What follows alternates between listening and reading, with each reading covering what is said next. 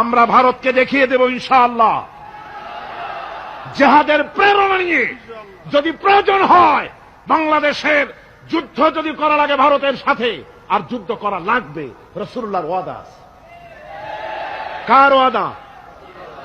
নাসাই শরীফ, ইবনু মাজাহ, এই তার দুটি হাদিসের মধ্যে হযরত আবী হুরায়রা রাদিয়াল্লাহু তাআলা আনহু বর্ণিত হাদিস রয়েছে। বলেছেন দুই শ্রেণীর লোক কিয়ামতের দিন জাহান্নাম থেকে মুক্ত হয়ে যাবে।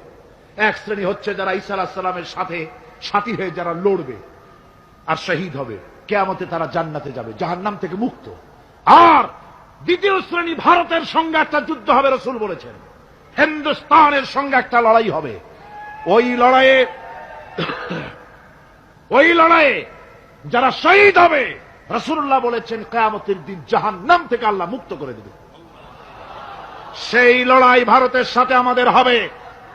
ওই লড়াই যেদিন বাঁধবে বাংলাদেশের সেনাবাহিনী, এয়ারফোর্স, ল্যান্ড ফোর্স, পুলিশ শুধু এরাই যুদ্ধ করবে না, বাংলাদেশের 12 কোটি তৌহিদি জনতা শহীদ তিতুমীরের বাস হাতে নিয়ে ভারতকে পিটিয়ে ঠান্ডা করবে ইনশাআল্লাহ।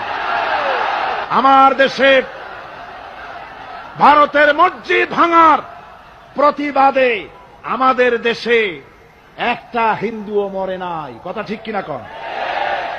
কিন্তু ভারতে ভেঙেছে তারা বাবরি মসজিদ, আমার দেশের 15 জন মুসলমান পুলিশের গুলিতে নিহত হয়েছে।